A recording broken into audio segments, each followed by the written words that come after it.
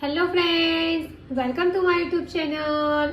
તો આજે હું તમારી સાથે લઈને આવી છું સુરત શહેરના ડુમસના ફેમસ ટામેટાના ભજીયાની રેસીપી। તો ચાલો આપણે શરૂઆત કરીએ ટામેટાના ભજીયા બનાવવાની। તો આપણે ગ્રીન ચટણી બનાવીશું। તો એના માટે મેં અત્યારે મિક્સર બાઉલમાં આ રીતે કોથમીર લીધી છે।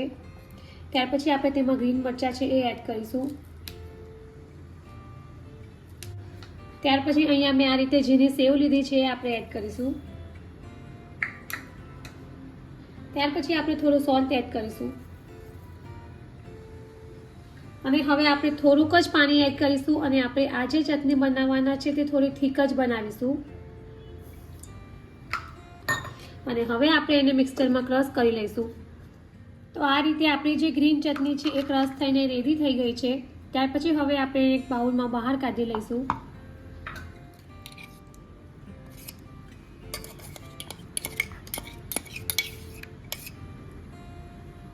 તો હવે ટામેટાના ભજીયા બનાવવા માટે મેં અત્યારે આ રીતે 2 નંગ ટામેટા લીધા છે, જેની આપણે સ્લાઇસમાં કટ કરી લઈશું। જ્યાં ઉપરનો નીચાવાળો ભાગ છે એને આપણે બહાર કાઢી લઈશું। ત્યાર પછી હવે આપણે એને આ રીતે સ્લાઇસમાં કટ કરી લઈશું।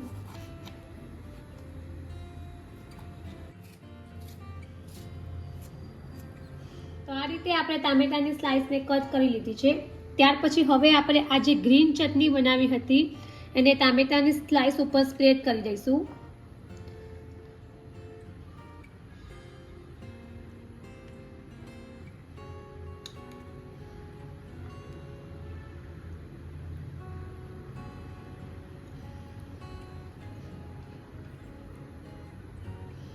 તો આ રીતે આપણે બધી જ ટામેટાની સ્લાઇસ ઉપર જે ચટણી બનાવી હતી એને સ્પ્રેડ કરી લીધી છે।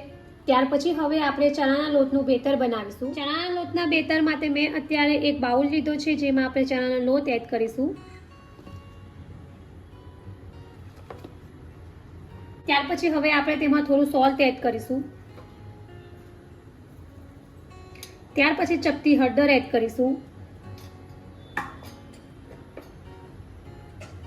ત્યાર પછી આપણે ચપટી ખાવાનો સોડા એડ કરીશું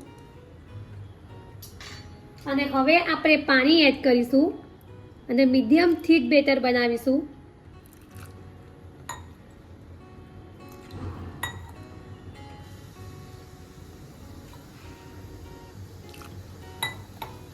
ત્યાર પછી હવે આપણે જે ટામેટાના ભજીયા છે એને ફ્રાય કરી લઈશું।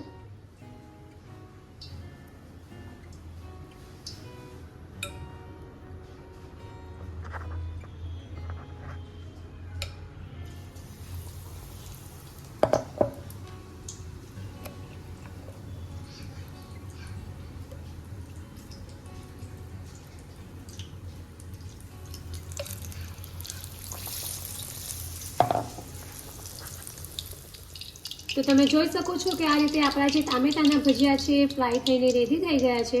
તો હવે આપણે એને એક પ્લેટમાં બહાર કાઢી લઈશું અને બીજા બધા ભજીયાને પણ આપણે આ જ રીતે ફ્રાય કરી લઈશું। તો રેડી છે આપણા ગરમા ગરમ ખાવાની મજા પડે તેવા ડુમસના ફેમસ ટામેટાના ભજીયા। ગ્રીન ચટણી સાથે પણ ખૂબ જ સરસ લાગે છે। તો મેં અત્યારે ખજૂર આંબલીની ચટણી સાથે સર્વ કર્યા છે। તો ફ્રેન્ડ્સ, તમે ભજીયા તો ઘણીવાર બનાવતા હશો, પણ જો આ રીતે ટામેટાના ભજીયા ક્યારેય ટ્રાય ન કર્યા હોય તો એકવાર જરૂરથી ટ્રાય કરજો અને કમેન્ટ બોક્સમાં મને જણાવજો કે તમને મારી આ રેસીપી કેવી લાગી છે। જો તમને મારી આ ટામેટાની ભજીયાની રેસીપી પસંદ આવી હોય તો મારી ચેનલને લાઈક અને શેર જરૂરથી કરજો અને આવી જ બીજી નવી નવી રેસીપીઓ જાણવા માટે મારી ચેનલને સબસ્ક્રાઈબ કરવાનું ભૂલતા નહીં। તો ફરી પાછા આવા જ નવા વિડીયો સાથે મળીશું। ત્યાં સુધી bye bye and thank you for watching my video.